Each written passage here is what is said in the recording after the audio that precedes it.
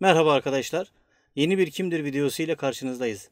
Bugünkü konuğumuz nefesli sazların virtüözü sevgili hocam Ertan Tekin. Hocam hoş geldin.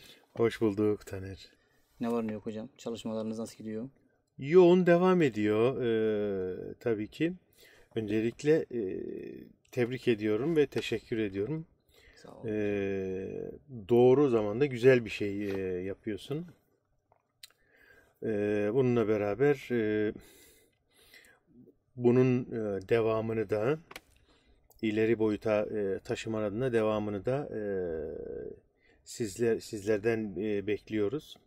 Tebrik ediyorum tekrar. Sağ olun hocam. Çok teşekkürler. Hocam öncelikle Ertan Tekin kimdir? Yani biraz sizden dinleyebilir miyiz sizi?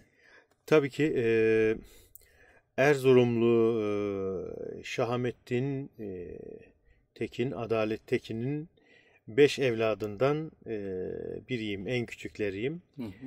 2 ablam, 2 abim var. Tabii ben 2 ablam, 2 abimin haricinde onlar Erzurum'da doğdular. Fakat biz 1968'de İstanbul'a göç yaşıyoruz. Daha doğrusu Antalya'ya geçiyoruz. 6 ay orada dayanabiliyor. Erzurum en soğuk memleketten en sıcak şehre Memlekete gelince, gidince bölgeye gelince zor dayanıyorlar haklı olarak tabii ki. Sonra İstanbul'a geliyoruz ve ben İstanbul'da doğdum ve burada büyüdüm ama biliyorum Erzurum'u, bu coğrafyayı ve coğrafyanın ötesini de elimden geldiğince anlamaya, tanımaya çalışıyorum. E, Kimdir sorusunun devamını getirecek olursak, şöyle Taner, usta çırak geleneğiyle yetişmiş 5000 yıldır, binlerce yıldır var olan bir gelenek hı bu hı. biliyorsunuz. Bu coğrafyada. O gelenekle yetişmiş bir müzisyenim. İyi ki öyle. Çünkü e, sanatkar doğulur ve sonradan bununla beraber sizin dinamizminiz ve ruhunuzun bedeninize verdiği dürtüler ve görevler, vazifeler sizi bir yere götürür. Evet. Okullar mı, konservatuarlar mı, müzik okulları mı, akademiler mi? Evet, bunlar gereklidir. Bence müziği öğretir. Sanatkar kendinden yetişir. Müziği Evet. orada öğrenmek gerekir ama sanatkar kendinden yetişir. Hocasıyla yetişir, ustasıyla yetişir. Karakter de çok önemlidir burada. Çünkü asıl olan ruhtur. Ruh insanı bir yere götürür ya da hiçbir yere götürmez, yerinde saydırır. Evet. Peki hocam sanat bir resimse sizin resminiz ne olurdu yaşama? Benim resmim tabii ki şu olurdu. Koskoca bu gezegen olurdu ve ötesi tüm evren tespit edebildiğimiz medeniyetin, teknolojinin resmedebildiği ve fotoğraflandırabildiği en uzak köşe olurdu. Bu gezegen ve bu gezegende yaşayabiliyoruz. Yani nefes alabilme ve yaşayabilme ortamımız bu gezegende ve bu Hı hı. gezegene ait ne varsa ben seslendirmeye, resmetmeye çalışıyorum. Dili, dini, ırkı, ne ve kim olursa olsun resmetmeye çalışıyorum. Çünkü neden bunu yapıyorum Taner? Ve yapma ihtiyacı hissediyorum. Çünkü sanatı çok bambaşka da bir atmosfer ve bir olgu, bir bulut olarak görüyorum. E, O yüzden ideolojilerin, inanışların ve tüm yorumların ötesinde Evet. bir şey benim için. Peki hocam yapmak sözcüğünün sanattaki karşılığı sizce nedir? Yaratmaktır. Yaratmaktan korkmamalıdır coğrafyanın insanı ve tüm insanlık. Hı hı. Yaratıp insan yaratmalı ve yarattığının üzerine üretmeli ve buna devam etmeli ki bir şey olsun. Yoksa dönüp dolaşıp aynı yere geliriz. Yorulduğumuzla kalırız. Peki bu son zamanlarda sizce yeterince yaratıyor muyuz ya da üretiyor muyuz hocam? Zaman zaman bunlar değişkenlik gösterebiliyor. Malum yaşadığımız mahalleden tutun, yaşadığımız apartmandan tutun, binadan tutun, Hı hı. sokaktan tutun, şehre, coğrafyaya, tüm gezegene baktığımızda tabii ki küresel ve global bir kısır döngüye doğru gidiyoruz. Ve her anlamda sosyoekonomik, psikolojik bir darlık ve tehlikeli bir rezonans yaşıyoruz. Bence bu dönemde benim de yaşam üçgenim olan vicdan, adalet, sanat üçgeninde bu coğrafyada ve tabiatıyla tabii ki tüm dünyada evet ciddi bir problem var. Yani vicdanı, adaleti ve sanatsal kaliteyi ve içeriğini çok ciddi sorgulamaya başladım ben şahsen. Ve ben gibi tüm dostlarım, insanlarda böyle zannediyorum. Ve bu sorudan da ben bunu anlıyorum zaten. Gerçekten durup düşündüğümüz zamanlar olmaya başladı. Evet. Hani konulara girip anlatacak çok şey var da şimdi bu bir tabii ki dijital bir platform ve gençlere ve dinleyen insanlara güzel şeyler anlatmak lazım. Hı hı. Ne yapıyoruz? Haberleri açtığımızda hep tuhaf tuhaf ve kötü kötü haberler var. Maalesef. Oturup insanların düşünmesi, dikkat etmesi gerekiyor. E, Tarih tekerrürden ibaret de bu anını bir kere yaşıyoruz. Bunu vicdanlı, adaletli yaşamak gerekiyor ve insana dair en yüce şey sanatla ve sanatsal yaşamak gerekiyor Evet. bence. Evet hocam. Peki hocam sanat memnun etmek üzerine mi kurulmuştur? Evet, zaman zaman memnun etmek üzerine kurulmuştur tabii ki ama birilerine yaranmak için sözleriyle, melodileriyle birilerine yaranmak, oradan bir şey elde etmek için değildir tabii ki. Neden zaman zaman hatta çoğu zaman memnuniyet üzerinedir? Evet, düşündürmelidir de. Yaptığın beste, yazdığın sözler düşünsel anlamda insanın beynine, insanın algısına anjiyo da yapabilmeli.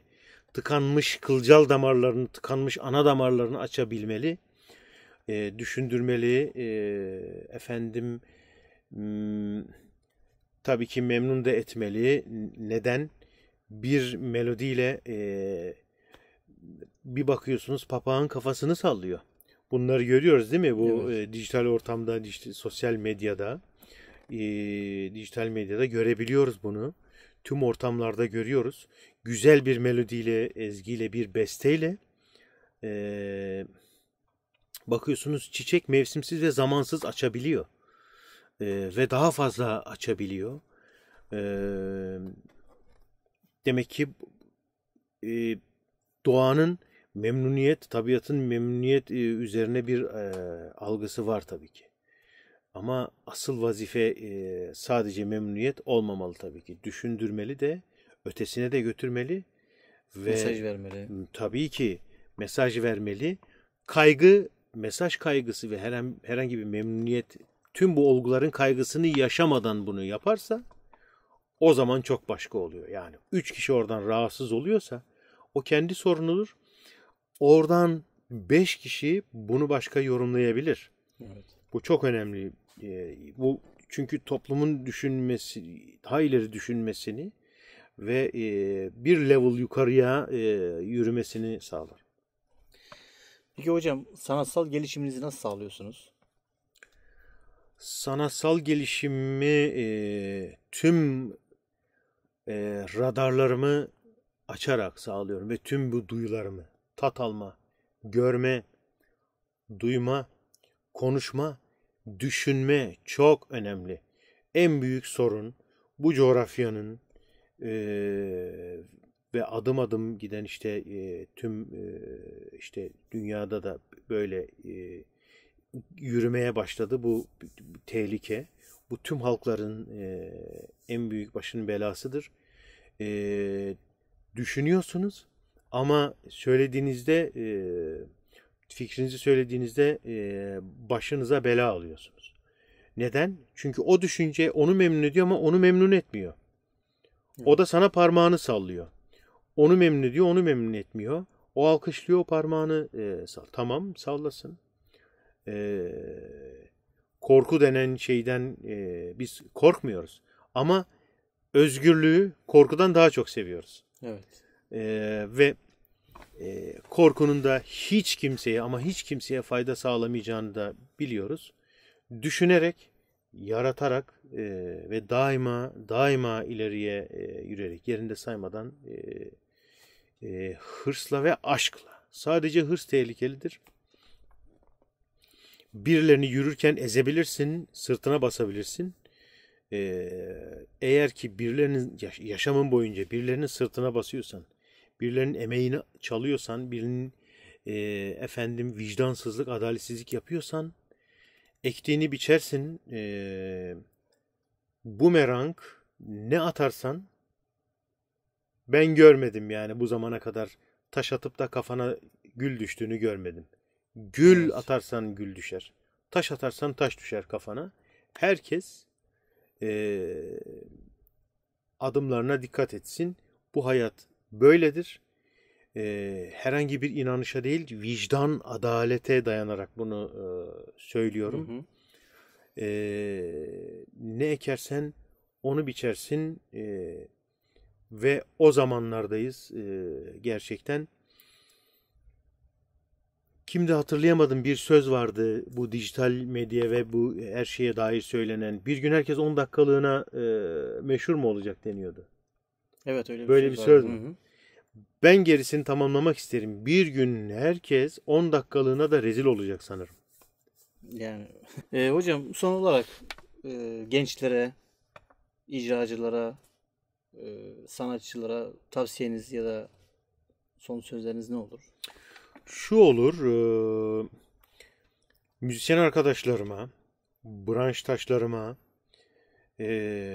ve işte yetişen genç müzisyenlere ahlaklı olsunlar, üretsinler, üretmeye devam etsinler,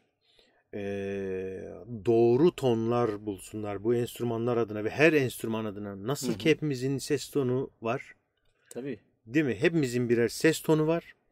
Bu enstrümanların da tonları var. Birazdan onların örneklerini vereceğiz.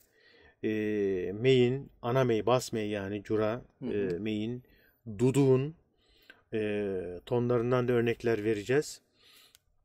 Sürekli üretsinler, yaratsınlar ve bununla beraber bu bir cevap hakkı doğurursa tabii ki beni bulabilirler, sohbetini yapabiliriz. Serbest çalışan, devletin kurumlarında çalışan müzisyenler, konservatuarlardaki öğrenciler, konservatuar hocaları, hepsine söyleyeceğim şudur. Lütfen mey'in tonu o mu? Duduğun tonu o mu? Zurnanın tonu o mu? Bir daha durup düşünsünler. Dinlesinler. Çünkü ciddi problemler duyuyorum ben enstrümanın tonlarında. Zaten üretim yok. Çünkü geleneksel tamam güzel. Gelenekseli çalıyoruz. Geleneksel ama fazla yapışmış durumdayız. Üstüne bir şey katılmıyor. Evet. Bu enstrümanlarla ses kapasitesinin ne olduğu gerçekten hiç önemli değil. Bu enstrümanlarla güzel olan her melodi çalınır. Benim yaptığım çalışmalar da zaten buna dair hep. Güzel olan her melodi çalınır. Lütfen öğrencilerini yetiştirirken o tonlar doğru tonlar mı düşünsünler. yine söylüyorum, kurumlardaki, korolardaki, radyolardaki enstrümanist arkadaşlar. O üflediğiniz tonlardan emin misiniz? O icralardan emin misiniz? Yani enstrümanların bakımlarında dahi zorlanıyorlar. Enstrümanlarına dahi bakmıyorlar. Uyarıyorum. Güzel enstrümanlarla insanların karşısına çıkın. Ve doğru tonlarla insanların karşısına çıkın. Yani alınan o paralar, alınan o maaşlar gerçekten bunları hak edecek şeyler yapsınlar. Benim onlardan ricam budur. Gençlik de sürekli yaratsın, üretsin. Gelenekseli yorumlarken, seslendirirken yeni bir şeyler de yapsın. Beste yapsınlar. Beste. Yani bu enstrümanları çalanların en büyük sorunlarından bir beste yok. Beste yapmıyorlar. Üretmiyorlar. Evet. Yazıp çizmiyorlar. Yani sadece tüketiyoruz geçmişten gelen o tabii emekleri. Tamam, güzel geleneğimiz, müziğimiz Anadolu bir derya. Burada kocaman bir Anadolu müziği var. Hemen yanı başımızda Mezopotamya var. Kürt müziği var. 5000 yıldır burada var olan kadim bir gelenek. Hemen burada ta içimizde zaten burada var olan Ermeni müziği var. Buraya Avrupa'dan etnomüzikologlar, müzikologlar geliyorlar. Gomidas Vartabet diyorum. Enteresan diyor. Siz biliyor musunuz? Çünkü gerçekten Avrupalı bizi bizden daha iyi tanıyor. Amerikalı, İngiliz bizi bizden daha iyi tanıyor. Bu coğrafyanın Gomidas Vartabet'i var. Bu toplumun, bu coğrafyanın ilk müzikoloğu, etnomüzikoloğu, koro şefi, yüzlerce binlerce öğrenci yetiştirmiş. Gomidas Vartabet Usta ne besteler yapmış, neler üretmiş, yaratmış. Gençlik bir baksın. Bu coğrafyanın Şakirosu var. Bu coğrafyanın Karapetekaçosu var. Bu coğrafyanın Hampartsumu var. Neler neler üretmişler, yaratmışlar. Evet. Bir bakmak lazım. Bu coğrafyanın sadece müzikal değil. Mıgırdiç Beşiktaşlıyanı var. Hemen burada arka sokağımızda. Türk tiyatrosunun ilk temellerini atan ustadır Mıgırdiç Beşiktaşlıyan. Biraz bende şu vardır. Taner, fark etmişsindir. Bilinenle beraber bilinen de ötesine çıkıp ben kafamı sokaktan dışarıya uzatıyorum. Evet. Ne var bu coğrafyada, ne yaşandı daha önce, neler oldu, bitti. Bunu anlamak, öğrenmek istiyorum. Bilinenle gerçekler bayağı farklı. Evet, bayağı farklı. Müzikal anlamda da, sosyopsikolojik anlamda da, tarihsel anlamda da bayağı farklı. Ve bundan aldıklarımla, bu algılarımla müzik yapmaya çalışıyorum. Çok daha gençlik başarılı olacaktır. Buradan yürürse bence. Evet hocam. Bu güzel dilekleriniz için, bu öğütleriniz için çok teşekkürler. Ben teşekkür ederim. Yayınıma katıldığınız için de çok teşekkür ediyorum hocam. Bizi kırmadın. Rica ederim. Ne? Şimdi sizden bir de geleneksel örnekleri dinleyeceğiz. Meyduduk. Tabii kısa bir ana meyle, bas mey yani, ve cura, piccolo meyle ufak örnekler vereceğim. Yine söylüyorum, ukalalık algılanmasın. Ama doğru tonlar bunlardır. Çekirdekten yetişmiş bir insan olarak söylüyorum bunu, 6-7 yaştan bu yana 40 küsür yıldır, 40-41 yıldır bu tonların peşindeyim. Çünkü çok önemli gerçekten. Evet. Ton her şeyi belirliyor. Yani kırmızıysa gri ise yeşilse onun tonunu doğru vermek gerekiyor, değil mi? Tabii kırmızıyı biraz bozduğun zaman artık kırmızı değil. Başka bir şey oluyor. Başka bir şey. Ya kızıl olur ya da oranj olur. Turuncu olur, değil mi? Evet. Yürür. O yüzden renklerin, tonların hakkını vermek gerekiyor. Onun örneğini vereceğim. Haddim olmayarak. Tamam hocam. Biz de sizi zevkle dinleyeceğiz. Tabii ki. Mm-hmm.